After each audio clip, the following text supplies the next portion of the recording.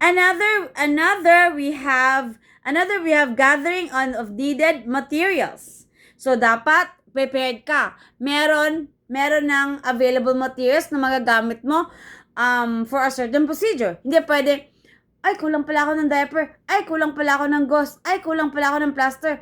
Or I have seen in my experience ba.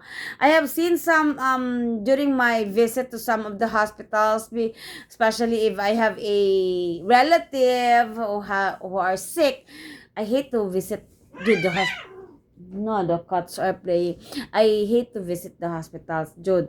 Kaya nga no, especially during kana ito mga ward area kay super luoy ba sila ba? Oh, nakakaano sila. So, to prevent me from being emotional, so yung mga situations na di maganda, I limit myself to stay with those. But during those time na nag-visit po ako, private hospital ha, tapos private room, suite room actually.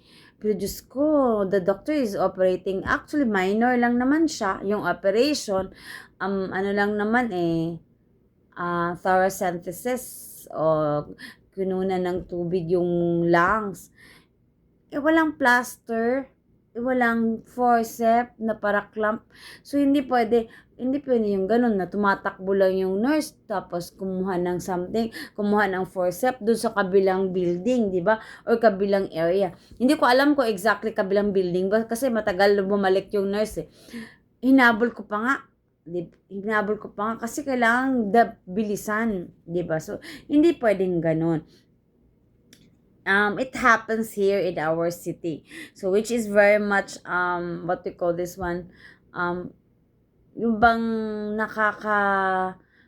nakakagalit ba na they're performing their job, then they are not prepared. Okay, so dapat you have to gather the materials. Next, letter C, initial response. So, we have plan of action, gathering of needed materials. Initial response, 1 is A, ask for help. Okay, help. Hindi mo kaya, so you ask for help. Tapos, for example, kung ikaw lang mag-isa, you should not perform the procedure. Or let's say, the emergency, kung ikaw lang mag-isa. Bakit? Especially during, when it comes to rescue. Bakit hindi pwede? Kasi for example, pag pineform mo yon tapos ikaw lang mag-isa, damatay si patient. So, ano mangyari? You will be under investigation. Okay. You will be included to people to be investigated. Uy, karon ngayon ko lang na nakita. Laki pala ng t-shirt ko. Sinuot ko lang kasi after nagwash ako, sinuot ko lang siya kasi magmamadali ako, time na kaya, 'di ba? Sobrang gabi na.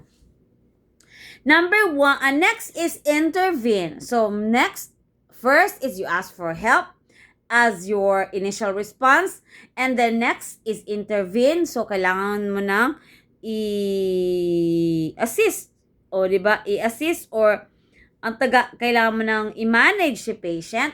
And then next, letter D is do not do further harm. So for example, hindi pwede pag sabihin mo na check the eyes. Di ba?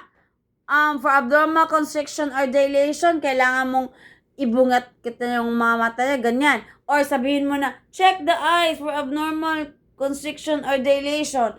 So, hindi pwedeng ganun. Kailangan mo talagang titingnan yung mata niya. So, you have to come near the patient's eyes. Okay? And the next is, for example, check the ears. So, ears, syempre, you were going to start checking the distal part. Okay. For possible blood or fluid drainage. So, kailangan talagang, kung sa Bisaya pa, lion ni mo ang iyang dalunggan. Dili kay, i-move ni mo ang iyang ulod from side to side para makita ni mo ang dalunggan. Because, remember, you're not sure yet if naa siya injury, di ba? The worst kung fracture. Nabali ba kayang spine? Na-dislocate ba ka? So, you should refrain from moving the patient. At the very